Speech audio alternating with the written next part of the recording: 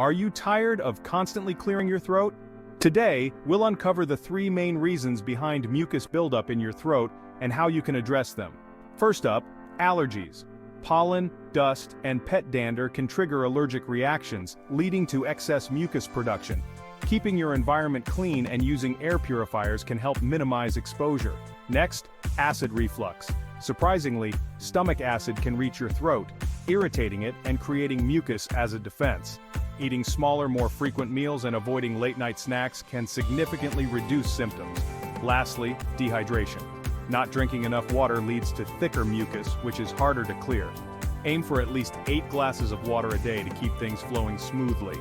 By understanding these triggers and adjusting your habits, you can stop throat clearing for good. For more health tips, subscribe and turn on notifications.